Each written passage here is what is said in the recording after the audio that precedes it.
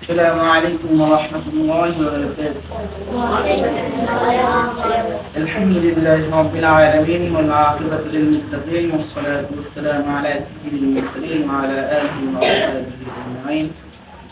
أما بعد فأعوذ بالله من الشيطان الرجيم. بسم الله الرحمن الرحيم. قال عز وجل: لن ينال الله لحومها ولا دماؤها ولكن يناله التقوى منكم. وعن ابي هريره رضي الله تعالى عنه قال قال صلى الله عليه وسلم: من كان له سعة ولم يضحي فلا يقربن مصلنا أو كما قال عليه الصلاة والسلام. আজকের এই সাপ্তাহিক সভার সম্মানিত সভাপতি ও আমার সামনে উপস্থিত বাংলার দূর দূরান্ত থেকে নির্বাসিত যাত্রা ভাইয়েরা, আপনারা অবশ্যই জানেন যে আমার সাপ্তাহিক সভায় নির্ধারণ করা হয়েছে কুরবানির গুরুত্ব, তাৎপর্য ও ফজিলত সম্পর্কে। যদি আল্লাহ পাক রব্বুল ইজ্জত ওয়াল জালাল আমাকে তৌফিক দান করেন, তাহলে আমি দু চারটা কথা বলে আমি আমার নিজ স্থানে বসে পড়ব ইনশাআল্লাহ। ওয়া মা তৌফিক ইল্লা বিল্লাহ। তো কুরবানির ফজিলত, গুরুত্ব, তাৎপর্য, গুরুত্ব, ফজিলত সম্পর্কে জানতে হলে প্রথমে জানতে হবে কুরবানি শব্দের অর্থ কি। কুরবানি শব্দ কুরবুন এটি আরবি শব্দ, এর অর্থ নিকটবর্তী হওয়া, কুরবুন। ঈদুল আযহা তাকে উযহিয়া বলা হয়।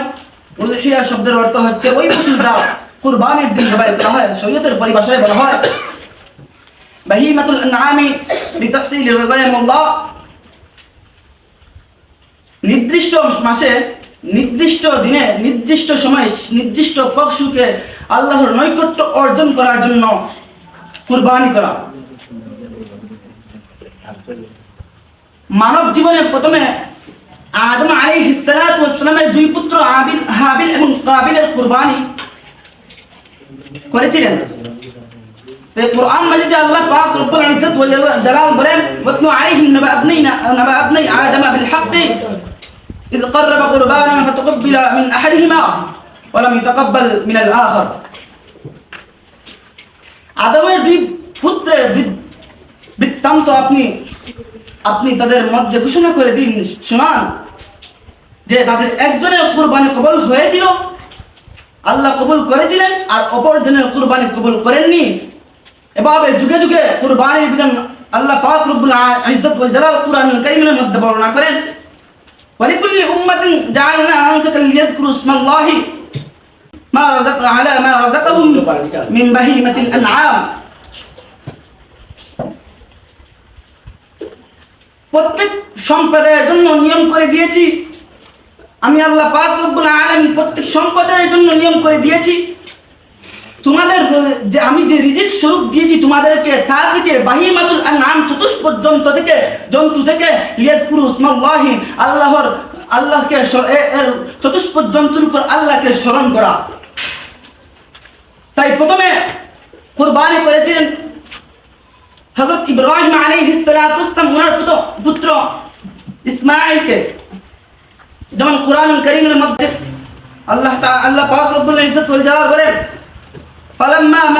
فلما معه السعي قال يا بني إني أرى في المنام أني أذبحك فانظر ماذا ترى قال يا أبت افعل ما تؤمر ستجدني إن شاء الله مع الصابرين فلما أسلما وتله للجبين وناديناه أي يا إبراهيم صدقت الرؤيا إنا كذلك نجزي المحسنين إن هذا لهو البلاء المبين وناديناه بذبح عظيم وتركنا عليه من الآخرين سلام على إبراهيم كذلك نجزي المحسنين فلما بلغ معه السعي যখন ইব্রাহিম আলাইহিস সালাতু ওয়াস সালামের পুত্র ইসমাঈল আলাইহিস সালাতু ওয়াস সালাম কাজ করার বয়সে উপনীত হন, তখন তিনি বলেন: আলা ইয়া বুনাইয়া, হে আমার বৎস, ইন্নী আরা ফিল মানামি, আমি স্বপ্নে দেখেছি,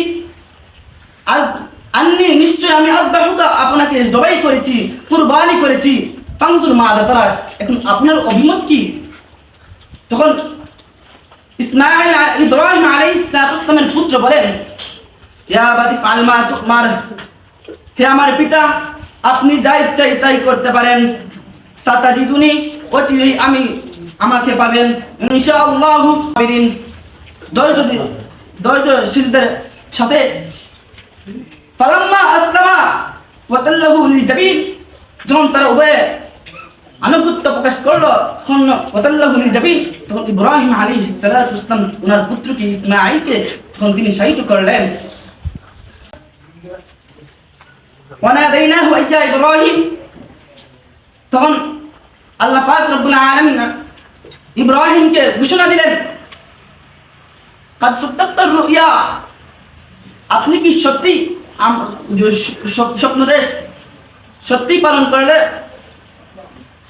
ইন্না কাযালিকা নাজজিল মুহসিনিন, নিশ্চয় আমি মুহসিনিনদেরকে পুরস্কৃত করে দেই, এভাবেই পুরস্কৃত করি। ইন্না হাযা লাহুল বালাউল মুবিন, এটা ছিল স্পষ্ট পরীক্ষা। ওয়া ফাদাইনাহু বিযিবহিন আযীম, আমি তাকে মুক্ত করেছি। ওয়া ফাদাইনাহু ইসমাঈলকে মুক্ত করেছি বিযিবহিন আযীম, এর পরিবর্তে আমি মহান একটি কুরবানি নির্ধারণ করেছি। ওয়া তারাকনা আলাইহি ফিল আখিরিন, এবং আমি তা পরবর্তীদেরকে স্মরণে রেখেছি। সালামুন আলা ইব্রাহিম, ইব্রাহিমের উপর শান্তি বর্ষিত হোক। কাযালিকা নাজজিল মুহসিনিন, আমি এভাবেই আমি মুহসিনিনদেরকে আমি পুরস্কৃত করি। এমন এভাবে সূরা কাউসারের মধ্যে বর্ণিত হয়েছে কুরবানির তাৎপর্য। ফাসাল্লি লিরাব্বিকা ওয়ানহার, ফাসাল্লি আপনি সালাত আদায় করুন, লিরাব্বিকা আপনার প্রতিপালকের উদ্দেশ্যে, ওয়ানহার এবং কুরবানিও করুন। কুরবানি তাৎপর্য, রাসূলুল্লাহ কুরবানি একটি মখসুস ইবাদত। রাসূলুল্লাহ সাল্লাল্লাহু আলাইহি ওয়াসাল্লাম কুরবানি করেছেন এবং তিনি আদেশ করেছেন, এবং যার সম্পদ টাকা সত্ত্বেও সে কুরবানি করেনি তার প্রতি ইঙ্গিত করে বলেছেন। عن أبي هريرة رضي الله تعالى عنه قال قال رسول الله صلى الله عليه وسلم من كان له ساعة ولم يضحي فلا يقربن مصلنا। من كان له ساعة, যার সম্পদ টাকা সত্ত্বেও ولم يضحي, যদি সে কুরবানি করে না, فلا يقربن مصلنا, সে অবশ্যই আমার ঈদগাহে না আসে। এমনই ভাবে কুরআন হাদিসের মধ্যে কুরবানির গুরুত্ব ফজিলত বর্ণনা করেছেন। عن زيد بن أرقم رضي الله تعالى عنه قال قال أصحاب رسول الله صلى الله عليه وسلم ما هذه الأضاحي يا رسول الله صلى الله عليه وسلم؟ قال يا رسول الله صلى الله عليه وسلم سنة أبيكم إبراهيم فما لنا فيها؟ قالوا فما لنا فيها يا رسول الله صلى الله عليه وسلم؟ قال رسول الله صلى الله عليه وسلم قال رسول الله صلى الله عليه وسلم لكل شعرة حسنة. فقالوا فالسوق يا رسول الله صلى الله عليه وسلم؟ قال رسول الله صلى الله عليه وسلم بكل شعرة من الصوف حسنة. হযরত যায়েদ ইবনে আরকাম রাদিয়াল্লাহু তাআলা আনহু থেকে বর্ণিত, রাসূলুল্লাহ সাল্লাল্লাহু আলাইহি ওয়াসাল্লামের সাথীবর্গ অর্থাৎ সাহাবায়ে কেরাম রাসূলুল্লাহ সাল্লাল্লাহু আলাইহি ওয়াসাল্লাম জিজ্ঞেস করলেন, হে নবী, মা হাযিহিল আদাহি, ঈদ কিতা, ঈদুল আযহা কি? ইয়া রাসূলুল্লাহ সাল্লাল্লাহু আলাইহি ওয়াসাল্লাম, হে রাসূলুল্লাহ সাল্লাল্লাহু আলাইহি ওয়াসাল্লাম, قال রাসূলুল্লাহ সাল্লাল্লাহু আলাইহি ওয়াসাল্লাম, রাসূলুল্লাহ সাল্লাল্লাহু আলাইহি ওয়াসাল্লাম বললেন, সুন্নাত আবিকুম ইব্রাহিম, তোমাদের পিতা ইব্রাহিমের সুন্নাত। ফাকালু, তারপর তারা বলল, ফামা লানা ফিহা, তার মধ্যে আমাদের কল্যাণ কি? ইয়া রাসূলুল্লাহ সাল্লাল্লাহু আলাইহি ওয়াসাল্লাম, তখন রাসূলুল্লাহ সাল্লাল্লাহু আলাইহি ওয়াসাল্লাম বললেন, বিকুল্লি শারাতুন হাসানাতুন, প্রত্যেক পশমের মধ্যে একটি, প্রত্যেক ঘুমের মোমার মধ্যে একটি নেকি রয়েছে। সুবহানাল্লাহ, সুবহানাল্লাহ। কালু, তারা বলল, অর্থাৎ সাহাবায়ে কেরাম রাদিয়াল্লাহু তাআলা আনহুম আজমাইন বলেছেন নবীকে, ফাসুবু ইয়া রাসূলুল্লাহ, হে রাসূলুল্লাহ, ছাগলের ব্যাপার কি সমান? তখন রাসূলুল্লাহ সাল্লাল্লাহু আলাইহি ওয়াসাল্লাম বললেন, বিকুল্লি শাআরাতিন মিনাস সুফি হাসানাতুন, ছাগলের ব্যাপারে একটি নেকি রয়েছে। তাই প্রিয় হাজিরিন, কুরবানির ফজিলত যদি আমরা জানতে হাসিল করতে চাই, যে কুরবানি শুধু রক্ত এবং গোশত দেওয়া নয়, বরং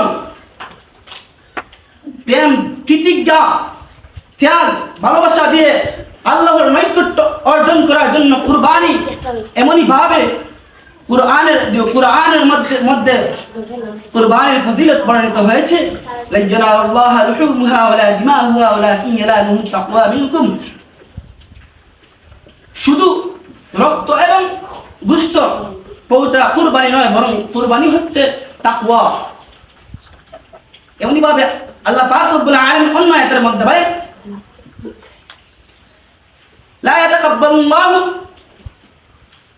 ইন্নামা ইয়াতাকাব্বালুল্লাহু মিনাল মুত্তাকিন। আল্লাহ পাক রব্বুল ইজ্জত ওয়াল জালাল মুত্তাকিনদের কুরবানি কবুল করেন। যে কুরবানির ফজিলত বললাম আমি, এখন কুরবানির ফজিলত, যে কুরবানির যে প্রথম জিলহজ মাসে কুরবানি হয়ে থাকে, কুরবানির প্রথম দিনের ফজিলত রাসূলুল্লাহ সাল্লাল্লাহু আলাইহি ওয়াসাল্লাম যেমনি ভাবে আল্লাহ পাক রব্বুল ইজ্জত ওয়াল জালাল কুরআনুল কারীমের মধ্যে 10 রাতের শপথকে বলেন, ওয়াল ফাজর ওয়া লায়ালিন আশর, শপথ 10 রাত্রি, শপথ ফজরের। এমনি ভাবে রাসূলুল্লাহ সাল্লাল্লাহু আলাইহি ওয়াসাল্লাম বলেন, সুনান তিরমিজির মধ্যে বর্ণিত আছে, মা মিন ইয়ামিন আহাব্বু ইলাল্লাহি আন তাআব্বাদাহু ফিহা মিন 10 যিল হিজ্জাতি ইয়াদিলু সিয়ামু কুল্lu ইয়াউমিন মিনহা বিসিয়ামু সানাতিন ওয়া কিয়ামুল লাইল মিনহা বিকিয়ামি লাইলাতুল কদরি লা সিয়ামা সুম আরাফাত আল্লাতী قال فيها عليه الصلاة والسلام صوم يوم عرفة إني أحتسب على الله أن يكفر السنة التي بعده قبله والسنة التي بعده। যে বর্ণিত আছে রাসূলুল্লাহ সাল্লাল্লাহু আলাইহি ওয়াসাল্লাম বলেছেন, মা মিন আইয়ামিন আহাব্বু ইলাল্লাহি, মা মিন আইয়ামিন, যে জিলহজ মাসের 10 তারিখে রোজা রাখা সারা বছর রোজা রাখার চেয়ে আরো বেশি ফজিলত। আশুরার দিনে, আশুরার ইয়াউমে আরাফা 9 তারিখে রোজা রাখা তেমনি ভাবে সারা মাসে রোজা রাখার চেয়ে উত্তম। এমনি ভাবে রাসূল পাক সাল্লাল্লাহু আলাইহি ওয়াসাল্লাম বলেন বুখারীর মধ্যে, ইন্না লিকুল্লি কওমিন ঈদান ওয়া হাদা ঈদুনা, আমি প্রত্যেক সম্প্রদায়ের জন্য একটি খুশির দিন দিয়েছি, এই দিন কি ওয়া হাদা ঈদুনা, এই দিন হচ্ছে আমাদের ঈদ।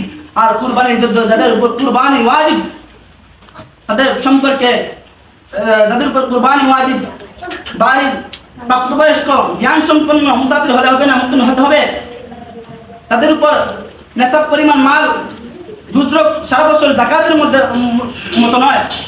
যদি যেমন জিলহজ মাসের 10 তারিখ ফজর থেকে যদি ফজর থেকে যদি 12 তারিখ সন্ধ্যা পর্যন্ত মাল অব্যাহত থাকে, তাহলে তার মধ্যে কুরবানি করা ওয়াজিব।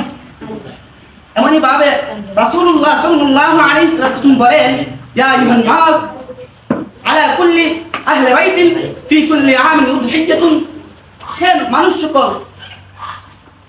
প্রত্যেক ঘরেই প্রতি বছর কুরবানি দাও। কুরবানি হচ্ছে 4 প্রকার: ওয়াজিব, নফল, মানত এবং ওসিয়ত। ওয়াজিব এবং নফল কুরবানির গোশত গরিব, মিসকিন এবং নিজে এবং আত্মীয়-স্বজনকে বন্টন করা যাবে। 3 ভাগ করা হবে, 1 ভাগ নিজের জন্য, আর 1 ভাগ আত্মীয়-স্বজন বন্ধু বান্ধবের জন্য, 1 ভাগ গরিব মিসকিনদের জন্য। আর ওসিয়ত ও মানাতের কুরবানি তা নিজেও খেতে পারবে না এবং আত্মীয় নিকটাত্মীয় এবং বন্ধু বান্ধবদেরকেও দিতে পারবে না, শুধুমাত্র মিসকিনদের জন্য। এখন আমরা জানবো কুরবানি পশু কি কি দিব। এরা বলেছেন শরীরের পরিবেশে বাহিমাতুল আনআমি লিতাহসিনি রুয়ায় মাওলা। বাহিমাতুল আনআম বলে আমরা কি মেকুর বুঝবো যে বাহিমাতুল আনআম তো যথেষ্ট জন্তু না, 6টি জন্তু বাহিমাতুল আনআমের উপর কি হবে কুরবানি ওয়াজিব হবে। উট, ঘোড়া, মহিষ, বেড়া, দুম্বা, ছাগল, মহিষ এবং গরুর উপর 2 বছর অতিক্রান্ত হতে হবে কুরবানির ওয়াজিব হতে হলে, আর উটের উপর 5 বছর হতে হবে, আর মহিষ, দুম্বা, বেড়া, ছাগল 1 বছর হলে হবে। তাই আল্লাহ পাক রব্বুল ইজ্জত ওয়াল জালাল আমাদের সবাইকে যেন কুরবানির ফজিলত, গুরুত্ব ও তাৎপর্য সম্পর্কে জানার তৌফিক দান করেন এবং আমরা যেন